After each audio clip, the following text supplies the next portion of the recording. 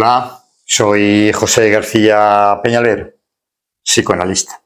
Y hoy quiero compartir con vosotros una cuestión que me parece central y a la vez muy polémica en nuestra profesión: la formación del analista. En concreto, el dilema entre realizar un análisis personal tradicional, el que habitualmente entendemos, o un análisis didáctico diferenciado para los candidatos a psicoanalistas. Este tema no solo toca la práctica clínica, sino que también abre un debate profundo sobre la función del análisis en la formación, el deseo del futuro analista y el papel de las instituciones que regulan nuestra profesión. Soy de los que también piensan que hemos de renovar y transformar el psicoanálisis modernizándolo con los conocimientos actuales para que continúe siendo algo exquisitamente comunitario, parafraseando al doctor Sigmund Freud. Para que las neurociencias y otras modas ideológicas convertidas en portaestandartes de la nueva religión de la verdad no arrinconen este patrimonio científico y cultural de la humanidad llamado teoría del inconsciente, menospreciándolo con su trasnochado cableado neuronal, ese tesoro de singularidad y sano misterio que nos caracteriza, nuestra propia subjetividad, no puede arrancarse al ser humano. Si te quedas hasta el final del vídeo, te expondré mi punto de vista, tal vez no exento de controversia y quizá polémica, para que podamos debatirlo si es tu deseo. La formación del psicoanalista ha sido desde los inicios del movimiento psicoanalítico objeto de reflexión, conflicto y revisión constante. A diferencia de otras profesiones, la práctica del psicoanálisis exige al futuro analista no solo una instrucción teórica sólida y una experiencia clínica supervisada, sino también, toma nota, y quizás sobre todo, la vivencia de un análisis propio. Sí, han oído bien, un psicoanálisis personal, algo que nos diferencia de la formación de otros profesionales del campo, psicólogos, psiquiatras, que no tienen que hacérselo mirar para ejercer, para atender a pacientes, puesto que les basta con el título universitario. Saben, o deberían saber, que en el psicoanálisis no es así. Que para ejercer como psicoanalista, además de una formación académica, necesitas pasar por la experiencia del diván. Ahora bien, una vez establecida esta diferencia sustancial con la psicología y la psiquiatría, esta exigencia, la de psicoanalizarse, no es unívoca ni debe estar exenta de ambigüedad. ¿Debe dicho análisis ser estrictamente personal como cualquier otro análisis orientado a la cura? O por el contrario, ha de concebirse como un análisis didáctico orientado específicamente a la formación eventual práctica analítica del candidato? Ahí quedan esas disyuntivas. Este trabajo, de hecho, parte de esa disyuntiva, análisis personal o didáctico, para indagar no solo la distinción conceptual entre ambos enfoques, sino también en las implicaciones clínicas, éticas e institucionales que conlleva cada uno. A lo largo del presente vídeo expondré las posiciones de algunas de las principales referencias del campo, particularmente Freud y Lacan, quienes abordan la cuestión desde ángulos distintos, ciertamente, y a veces incluso divergentes. También se pondrán en consideración las transformaciones históricas del dispositivo analítico en el marco de las instituciones psicoanalíticas, así como las críticas que han emergido en torno a la prolongación, cuando no cronificación, de los análisis exigidos a los candidatos. Sin embargo, lejos de proponerse como una toma de partido apresurada, no es mi intención, este trabajo busca conducir el análisis del problema hacia una posición fundamentada, la de que el análisis del candidato debe tener una orientación diferenciada, que podríamos llamar didáctica, tanto por su función formativa como por su inscripción en un proceso institucional de transmisión. Esta propuesta no pretende desconocer la dimensión subjetiva implicada en todo análisis, pero sí subrayar la necesidad de repensar el dispositivo analítico en el contexto específico de la formación del analista, evitando que se convierta en una exigencia indefinida y onerosa, y proponiendo que funcione también como una forma de evaluación o pase hacia la práctica. Aunque sobre este particular también hay aspecto que considerar y matizar, y así lo haré. En definitiva, lo que aquí se plantea, si es posible, y deseable sostener una diferencia entre el análisis personal y el análisis de un candidato analista. Y si dicha diferencia, lejos de traicionar la ética del psicoanálisis, por así decirlo, podría en realidad servir mejor a la hora de dotar una mayor claridad, economía y responsabilidad hacia el camino de la práctica clínica al candidato a psicoanalista. El psicoanálisis ha situado desde sus orígenes el análisis del analista como condición sine qua non para el ejercicio clínico. Sin embargo, no hay acuerdo definitivo sobre qué tipo de análisis debe atravesar un candidato analista. Si se trata de un análisis personal, igual que cualquier otro sujeto, o de un análisis con una orientación formativa, digamos, específica, es decir, un análisis didáctico. ¿Me explico? Esta distinción aparentemente sencilla encierra complejidades teóricas, clínicas e institucionales que merecen ser examinadas con detenimiento. Tradicionalmente se ha considerado que el análisis personal tiene como objetivo principal permitir al sujeto el tratamiento de sus síntomas, conflictos inconscientes, fijaciones libidinales y estructuras fantasmáticas. Su meta, aunque nunca absolutamente concluyente, es propiciar una transformación subjetiva que conduzca a una mayor libertad psíquica, un acceso más claro al deseo y una reducción del sufrimiento. En este contexto, el analista del sujeto, vale decir, el analizante, en este caso del candidato a psicoanalista, actúa estrictamente como analista, sin introducir elementos de formación o guía profesional.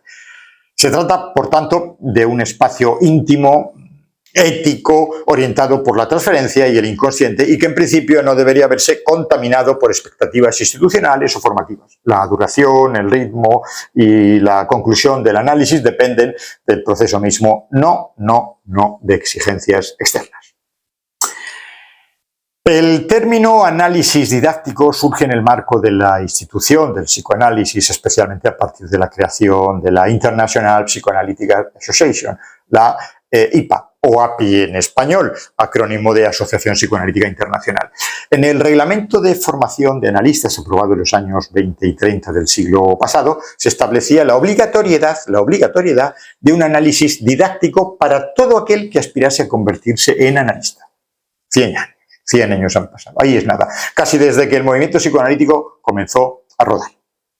Bien, este análisis era llevado por un psicoanalista reconocido institucionalmente con una doble función: servir de cura personal y simultáneamente como parte del proceso de formación. El análisis didáctico introducía, por tanto, una dimensión formativa explícita. El candidato debía analizarse no solo como paciente, sino también como futuro profesional. Esta orientación suponía una especie de escisión entre el análisis común y el análisis para analistas, a menudo acompañada de tensiones clínicas y éticas.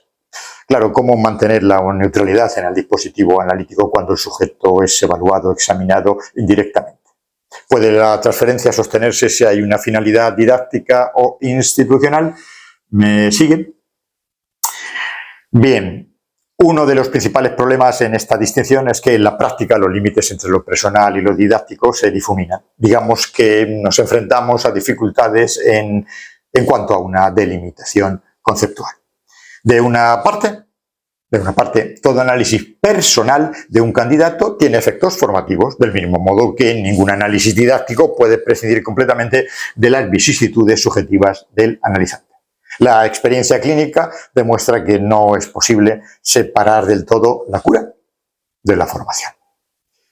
Por otro lado, las instituciones psicoanalíticas han oscilado históricamente entre mantener esta distinción o eliminarla por completo. Mientras algunas han defendido la necesidad de un análisis específico con reglas y duración propia, otras han abogado por un análisis estrictamente personal, del que luego pueda derivarse o no una formación.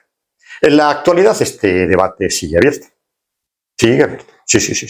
Especialmente en un contexto en el que la formación se ha vuelto cada vez más prolongada, costosa y exigente. La cuestión sobre si el análisis del candidato debe ser diferente de un paciente común y en qué sentido no es meramente teórica, sino que incide directamente en la organización institucional del psicoanálisis, en la economía subjetiva del candidato y, en última instancia, en la clínica misma.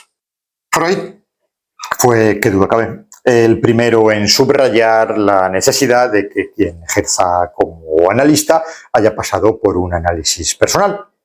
Esta exigencia no surgió inicialmente como una medida institucional, sino como una conclusión clínica derivada de la transferencia y de los límites del saber propio del analista. En su célebre artículo Análisis terminable e interminable, ya casi al final de la vida, en 1937, Freud afirma que el analista no debe limitarse a haber sido analizado como paciente, sino que debe mantenerse siempre abierto a revisar sus puntos ciegos.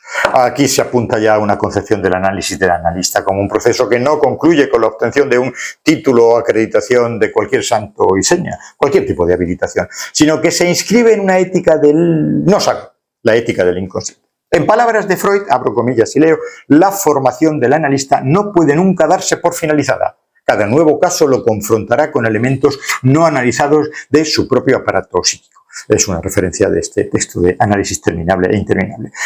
Un texto de los más densos y probablemente problemáticos de su obra tardía. No hace diferencia aquí entre un análisis didáctico como tal, pero sí que deja entrever que el analista no puede considerarse ajeno al proceso analítico, en tanto cuanto el análisis del analista lo considera algo necesario para que no interfiera su neurosis en la cura de sus pacientes, es decir, en el propio acto analítico, en tanto en cuanto el inconsciente lo compromete subjetivamente. Freud insistirá en que el inconsciente del analista actúa en la transferencia, de ahí la exigencia del análisis personal no sea una cuestión formativa o pedagógica, sino esencialmente clínica. Sin haberse enfrentado a su propio inconsciente, el analista no podrá escuchar al otro. Esto debe quedar claro a los profanos. Por favor, por favor. De ahí la diferencia de formación con respecto a los psicólogos y psiquiatras a la que me he referido anteriormente.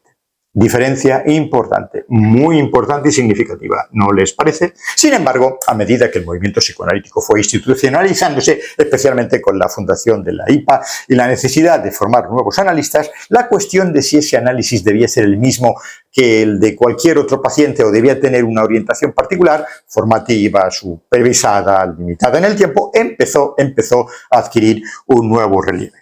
Aunque Freud nunca formalizó el concepto de análisis didáctico, aceptó la necesidad de establecer una estructura para la formación del analista. En las cartas y documentos internos de la IPA se empieza a hablar, por consiguiente, de análisis didactas y de analistas didácticos, es decir, de aquellos autorizados a analizar a candidatos. Esta designación ya implicaba una diferencia en el tipo de análisis que se practicaba, uno con una función pedagógica orientado a la formación, aunque Freud diga o jamás dijera o llegara a desarrollar teóricamente de manera específica y concreta esta distinción, pero ahí queda esa ambigüedad. Ambigüedad freudiana que dejó abierta la puerta a dos lecturas posibles. Una que insiste en que todo análisis, incluido el del candidato, debe ser estrictamente personal y clínico, sin finalidad pedagógica alguna. Punto. Otra que admite que el análisis del candidato, en la medida en que se produce en un contexto institucional y con una finalidad profesional, no puede ser del todo equivalente al análisis de un paciente que no aspira a ser analista. En suma, aunque Freud nunca resolvió de forma explícita, digamos, esta tensión, su pensamiento proporciona los fundamentos de ambas posiciones. Por un lado, defendió siempre la necesidad de un trabajo sobre el inconsciente del analista como condición ética de la práctica y, sin embargo, por otro, permitió con su silencio o ambigüedad que surgiera una concepción del análisis de los candidatos con rasgos diferenciados a los que acabaría cristalizándose el concepto de análisis didáctico. Jacques Lacan abordó de forma radicalmente crítica la noción de análisis didáctico, tal como había sido al menos instituida por la IPA. Desde su retorno a Freud, y especialmente desde su crítica a la psicología del yo y a las derivas adaptativas del psicoanálisis profreudiano, Lacan impugnó el supuesto de que pudiera existir un tipo de análisis cuya función fuera explícitamente formativa o pedagógica. Para Lacan, el análisis no forma, no educa, ni transmite saber positivo. El único saber que interesa es el saber inconsciente y el único resultado éticamente válido es el del análisis de la producción del deseo del analista. Esto para Lacan. En su escrito Proposición del 9 de octubre de 1967 sobre el psicoanalista de la escuela, Lacan introduce el dispositivo del pase como respuesta a esta problemática. A través de este mecanismo, el analizante que considera haber llegado al final de su análisis transmite mediante dos pasadores que han sido de su experiencia, su desarrollo sobre el inconsciente y cómo se ha constituido, si es que se ha constituido, el deseo del analista. Esta transmisión se presenta ante un jurado que puede decidir o no su nominación como analista de la escuela. Serían las siglas.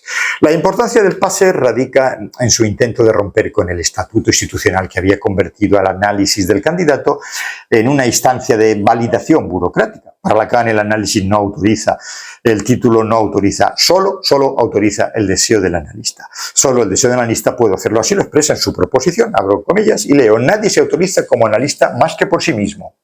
Puntos suspensivos y por algunos otros. Y también Lacan. En fin, esta frase concentra una de las ideas claves de Lacan. No hay garantía institucional del deseo. El pase no certifica al analista como apto, sino que intenta verificar si al final de su análisis, 1, el sujeto ha atravesado la fantasía o fantasma fundamental, 2, si ha recorrido su división subjetiva y 3, si ha producido un saber que le permita sostener la posición de analista. Lo que se verifica no es una formación en el sentido tradicional, sino una mutación subjetiva. Una experiencia singular, irreductible, cuya lógica está. Además, Lacan viene a distinguir que todo análisis es personal, en ese sentido no va a haber esta dialéctica. Por eso mismo se opone a que el análisis se oriente por objetivos, digámoslo de esta manera, pedagógicos o temporales predefinidos. El análisis no es un curso ni un examen, sino que está regido por el inconsciente y por los criterios institucionales. Mi opinión es que también genera ambigüedades. Ahora bien. Es cierto que Lacan no desconocía la dimensión institucional del psicoanálisis. Por eso introduce la figura de la AE como función transitoria. El analista que ha hecho el pase puede testimoniar ante otros su experiencia contribuyendo a la formación, pero no como maestro ni como didacta, sino como sujeto de una experiencia singular que ha producido efectos de saber. En resumen, haciendo un esfuerzo de condensación. La propuesta de Lacan invierte el planteamiento institucional clásico. No hay un análisis didáctico separado del análisis personal, sino una única experiencia analítica que, si llega a término, puede producir un analista. El pase sustituye al examen institucional. La garantía no la da una autoridad externa, sino el trayecto mismo del análisis y la producción del deseo del analista. En cualquier caso, y esto conviene tenerlo presente, Lacan finalmente termina por renunciar al pase y a las expectativas que había albergado en cuanto a la formación. Nadie ha aprendido nada, dirá decepcionado y cabreado, sintiendo que había fracasado, decidiendo al final de su enseñanza y su vida, ambos tiempos coinciden en tanto en tanto, murió, como suele decirse coloquialmente hablando, con las botas puestas, pues decide disolver de un plumazo la Escuela Freudiana de París, que él mismo había fundado en su conocido acto de disolución de 1980. A este respecto, hice un vídeo que está subido en el canal con el título Lacan se cabrea. La formación del analista, tal como ha sido concebida desde las primeras generaciones del movimiento psicoanalítico, se articula tradicionalmente en torno a tres pilares: el análisis personal, la supervisión clínica o de control y la enseñanza teórica. Esta tríada, esta triple exigencia, análisis, supervisión y teoría, ha sido considerada indispensable para garantizar la transmisión del psicoanálisis. Es lo conocido como el trípode freudiano. Repito de nuevo, sobre todo para los profanos, para ser psicoanalista, el candidato, o sea, la persona que ha manifestado su deseo de serlo, ha de adquirir una triple formación. 1, estudios teóricos; 2, atravesar un análisis; y 3, supervisar sus casos. Disculpen la insistencia si lo hago, es porque esto que está consensuado dentro del movimiento psicoanalítico suele, sin embargo, desconocerse fuera del mismo, cosa que he comprobado en multitud de ocasiones, tanto en algunos de los pacientes que vengo atendiendo en mi consulta, como también a lo largo de todo tipo de relacionarme con todo tipo de personas que he coincidido en cursos, conferencias y espacios formativos y también informativos de divulgación psicoanalítica a lo largo de los 30 años que llevo metido en esta historia. Bueno, esto es importante que se conozca para que cuando uno concierte una cita con el profesional de la salud sepa a qué persona va a tener enfrente.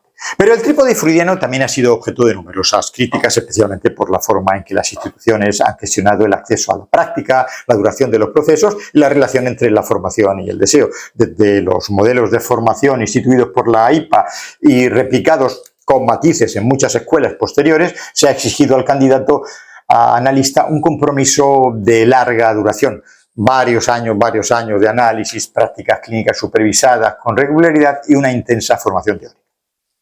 En algunos contextos institucionales, esta formación puede prolongarse durante una década o más, sin una temporalidad definida ni un criterio claro de finalización. Vaya por delante, el riesgo de una eternización de la formación es, en este sentido, una realidad no menor. El análisis en este esquema ocupa un lugar privilegiado. Se supone que el candidato debe haber atravesado un proceso suficientemente profundo como para evitar que sus propios conflictos interfieran en la cura del otro, es decir, de su paciente. Sin embargo, esta exigencia legítima en sus fundamentos ha derivado en muchos casos en una práctica institucional que tiende a convertir el análisis del candidato en un requisito, digámoslo así, sin fin, cuya duración responde más a criterios implícitos de validación por parte de la institución que a la lógica clínica del propio proceso analítico. Uno de los efectos más problemáticos de esta concepción es la prolongación indefinida del análisis del futuro analista. El candidato queda muchas veces atrapado en un circuito que exige, sin formularlo del todo, una demostración permanente de su aptitud a través de la duración de su análisis, como si solo un análisis lo suficientemente largo pudiera ser garantía de una formación seria. Esta lógica, que a menudo se constituye en la forma tácita, corre el riesgo de desvirtuar tanto la experiencia analítica como la transmisión del psicoanálisis. Podríamos criticar, por consiguiente, lo que calificaría de cronificación del análisis del candidato. Pero, además del tiempo, entra en juego el factor económico. La formación del analista supone una inversión considerable, años de análisis pagado, supervisiones también remuneradas, seminarios y jornadas. Esta carga financiera, sostenida durante años, puede resultar excluyente y fomentar una selección no basada en la capacidad o el deseo, sino en la disponibilidad económica del candidato. En este punto, la ética analítica corre el riesgo de ceder ante una lógica elitista o meritocrática sin un fundamento especialmente clínico. La institución psicoanalítica se encuentra así en una tensión estructural. Por un lado, tiene la responsabilidad de garantizar que quienes se autoricen como analistas estén suficientemente preparados. Por otro, corre el riesgo de convertir la formación en un sistema de validación burocrática en el que el análisis se convierte en un trámite más, o en una formación de sumisión institucional. Digamos que podríamos plantear esta dialéctica en los siguientes términos: función institucional versus lógica del deseo. Aquí vuelve a hacerse presente la crítica lacaniana. Cuando el análisis se convierte en didáctico, en el sentido más escolar o pedagógico del término, pierde su dimensión subjetiva, su fuerza de transformación. Pero al mismo tiempo, si no se distingue de un análisis común, ¿cómo justificar su función específica dentro del proceso de formación? Esta tensión entre la lógica institucional y la lógica de deseo se manifiesta en muchas escuelas contemporáneas, que intentan encontrar formas alternativas de validar la formación, como el pase, los testimonios de final de análisis o las entrevistas de autorización, etc., pero que siguen enfrentándose al mismo problema de fondo: cómo garantizar la transmisión sin convertirla en un aparato burocrático o económicamente opresivo. Volvemos al fracaso del dispositivo del pase de Lacan más allá de sus buenas intenciones. ¿No es cierto? A partir de los antecedentes teóricos revisados y de las dificultades institucionales y prácticas expuestas, propongo aquí una posición definida, mi posición, que el análisis del candidato a psicoanalista debe diferenciarse del análisis personal clásico. Lo repito, el análisis del candidato a psicoanalista no debe ser el mismo que el de los pacientes o analizantes que él atenderá cuando se autorice y se declare socialmente como psicoanalista. Esta diferencia no implica su banalización, por supuesto, ni una menor exigencia ética o clínica, sino un reconocimiento explícito de su función formativa y de su inserción institucional. Lo que se propone es una orientación didáctica del análisis que asuma sin ambigüedades su finalidad específica, preparar al sujeto para ocupar la posición del analista.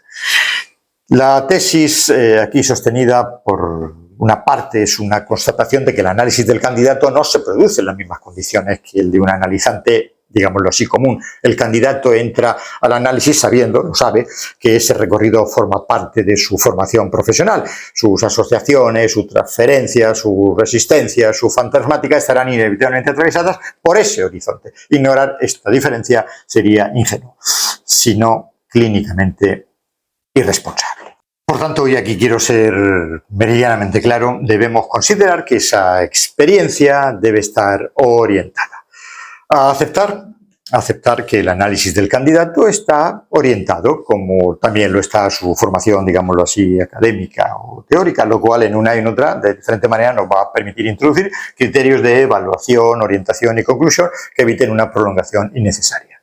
La finalidad de este análisis no es simplemente curar al candidato, sino ponerlo en condiciones de ejercer una función, la función de analista. Esto requiere, sí, un trabajo sobre el inconsciente, pero también una elaboración reflexiva sobre el lugar que ocupará en la cura del otro, vale decir, de sus futuros pacientes, sobre su escucha, su deseo y, sobre todo, sobre su responsabilidad clínica.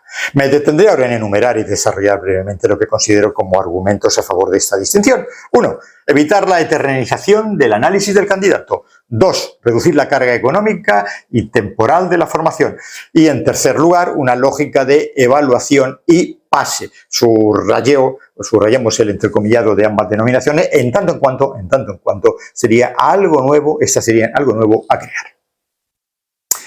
En cuanto a la primera de dichas consideraciones o argumento, evitar la eternización del análisis del candidato, uno de los riesgos más evidentes del modelo, digámoslo así, tradicional, es que el análisis del candidato se prolongue indefinidamente, sin criterios claros de avance o finalización. Este fenómeno, que afecta a muchas instituciones, puede conducir a una cronificación de la formación que, más que garantizar una mejoría o mejor formación del analista, debilita su deseo e incluso lo infantiliza institucionalmente y lo somete a una idea inalcanzable.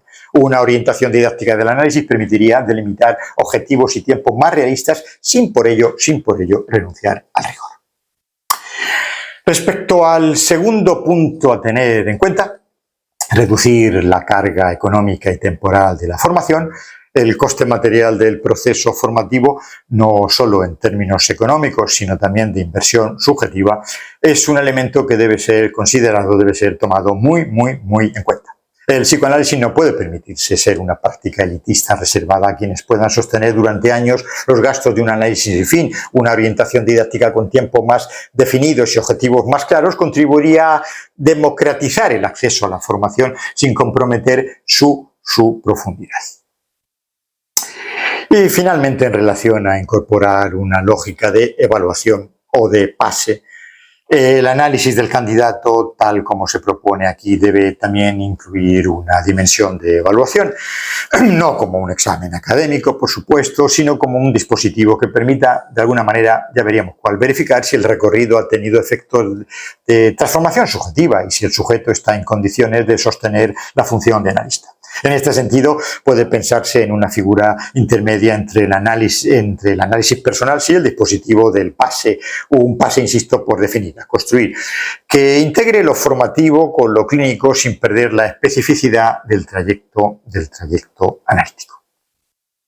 Evidentemente, esta propuesta puede despertar posibles objeciones legítimas y posibles discusiones. Se podría alegar, por ejemplo, que introducir una finalidad formativa explícita en el análisis del candidato pues podría, como decirlo, contaminar la transferencia, limitando las asociaciones o producir una simulación del deseo del analista. Sin embargo, sostenemos que la transferencia no depende solo de la neutralidad del marco, sino de la posición ética del analista y el reconocimiento por parte del analizante del estatuto simbólico del dispositivo, lo que a veces se denomina el encuadre clínico.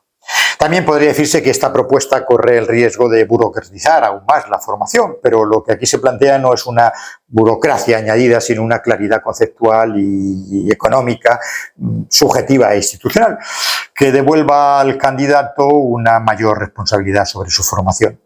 Si el análisis del candidato se entiende como un momento específico dentro de una trayectoria profesional, puede mantenerse la ética del deseo sin caer en el sometimiento institucional. Es mi punto de vista. En fin, hay que elegir, y ya saben, elegir siempre elegimos. De hecho, estamos condenados a ser libres, como diría Jean-Paul Sartre. ¿No es cierto? Pues eso.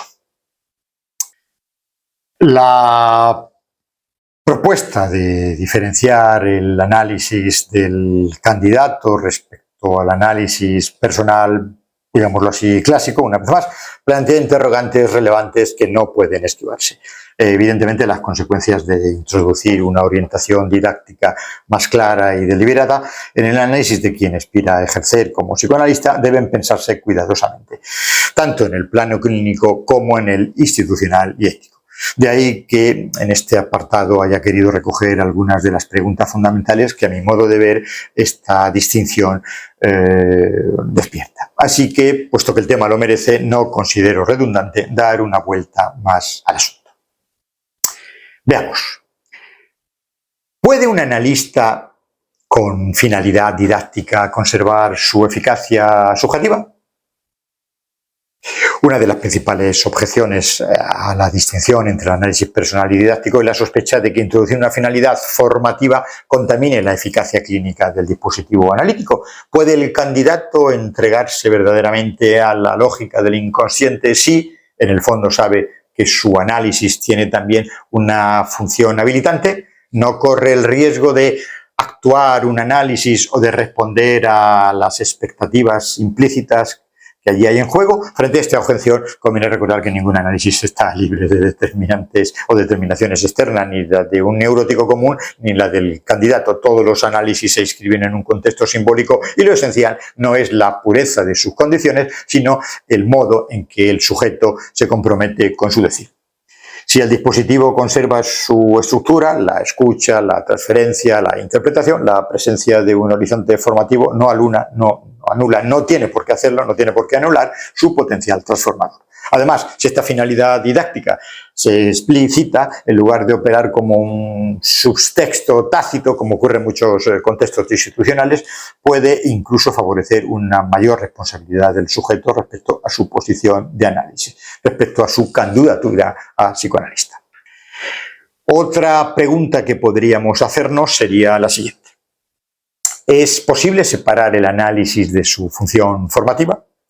Es decir, otra pregunta fundamental es si esta distinción entre el análisis personal y el didáctico no acaba por forzar una separación artificial entre la experiencia subjetiva y el proceso de formación. En otras palabras, ¿es posible formar un analista sin que esa formación pase por un verdadero trabajo sobre su inconsciente? La respuesta desde mi perspectiva es negativa. El análisis del candidato debe ser efectivamente un análisis en el sentido pleno del término, pero esa exigencia no se contradice con el reconocimiento de que dicho análisis ocupa una función diferente en relación con el dispositivo general. Si el objetivo es habilitar al sujeto a ocupar la posición de analista, entonces esa finalidad debe ser asumida como parte, digamos, constitutiva del proceso, no como un añadido accidental. En este sentido, la orientación didáctica del análisis del candidato no implica un empobrecimiento de la experiencia, sino una relectura de su función en el marco de la formación. Afirmar esta diferencia no significa debilitar el análisis, no para nada, sino fortalecer su lógica en función del destino profesional del analizante. Y si quieren, en tercer lugar, para no eternizar tampoco los interrogantes, ¿qué ocurre con el deseo del analista si el análisis se orienta a una función? Uno de los puntos más delicados del debate es el lugar del deseo del analista, sin lugar a dudas. Según Lacan, ese deseo es el producto mismo del análisis, no de una enseñanza ni de una formación reglada. Si se convierte el análisis en una herramienta para fabricar analistas, ¿no se corre el riesgo de obturar precisamente esa emergencia deseante? Esta objeción merece ser tomada en serio, muy en serio. Pero también aquí hay que evitar los males entendidos. Orientar el análisis del candidato a la función de analista no es fabricar un profesional, sino permitir que en su recorrido el sujeto se confronte con la posibilidad de asumir esa función. El deseo del analista no es algo que se inculque desde fuera, sino algo que puede surgir o no, tal vez no, al término de un proceso singular en el que el sujeto ha tenido que vérselas con su goce, con su fantasma, con su modo de posicionarse psíquicamente y por consiguiente de estar en el discurso. En todo caso, la orientación didáctica no debe entenderse como una programación del deseo, sino como la asunción clara de que ese deseo debe ser interrogado, evaluado y eventualmente reconocido en el marco de una institución que no puede eludir su responsabilidad en la transmisión. En conclusión, la formación del analista es, sin duda, uno de los puntos más delicados y decisivos del psicoanálisis como práctica, como ética y como institución. A lo largo de este trabajo hemos, o así lo he pretendido, recorrer los fundamentos teóricos del problema desde los planteamientos de Freud, que sostuvo la necesidad de un análisis del analista sin llegar a formalizar ciertamente su estatuto, hasta las reformulaciones, si queremos más radicales de Lacan, quien impugnó la lógica del análisis didáctico tal y como fue instituido por la IPA y propuso el dispositivo del pase como alternativa, más allá de que luego también lo dejara. En este recorrido he puesto de manifiesto la tensión existente entre el análisis personal del candidato y la exigencia institucional de una formación que lo habilite profesionalmente. Lejos de ser una simple formalidad o un detalle administrativo, esta tensión afecta, ¿cómo decirlo?, el corazón mismo de la práctica del psicoanálisis. ¿Es posible formar analistas sin convertir el análisis en una maquinaria de validación burocrática? ¿Cómo garantizar la transmisión sin traicionar la singularidad de la experiencia analítica? Desde una lectura crítica y comprometida con la actualidad de la práctica, he sostenido que el análisis del candidato no puede seguir pensándose como un simple duplicado del análisis personal clásico. Su función es otra, no solo curativa, sino formativa. Reconocer esta diferencia y nombrarla sin amajes permite introducir una lógica más clara, más responsable y más justa en la organización de la formación analítica. Una lógica que evite la prolongación indefinida del análisis, que reduzca la carga económica que pesa sobre los hombros del candidato, de la candidata, y que asuma la dimensión institucional sin perder la orientación clínica y ética. Propongo, por tanto, una concepción del análisis del candidato como análisis orientado a la función, es decir, como una experiencia que, sin dejar de ser analítica en el sentido estricto, se inscriba en una trayectoria de formación y habilitación. Esta orientación no pretende acortar ni simplificar la formación, sino dotarla de una estructura más coherente, al menos para mí, más compatible con los tiempos actuales y más atenta al deseo real del futuro analista. En última instancia, el psicoanálisis no se transmite solo por los textos ni por técnicas, sino por el efecto subjetivo de un recorrido. El analista es aquel que ha sabido ocupar un lugar vacío, que ha pasado por la experiencia del inconsciente y que puede sostener la escucha del sufrimiento del otro sin cerrarla con sus propias respuestas. Para que eso sea posible, el análisis del candidato debe estar orientado, sí, por una ética rigurosa, pero también por una lógica formativa que no le haga perder de vista su meta. No la adaptación, no la obediencia institucional, sino la producción singular del deseo del analista. El candidato debe validar que cree en el inconsciente. Sí, tal cual. Que cree realmente en el inconsciente y debe hacerlo poniendo en juego su propia vida.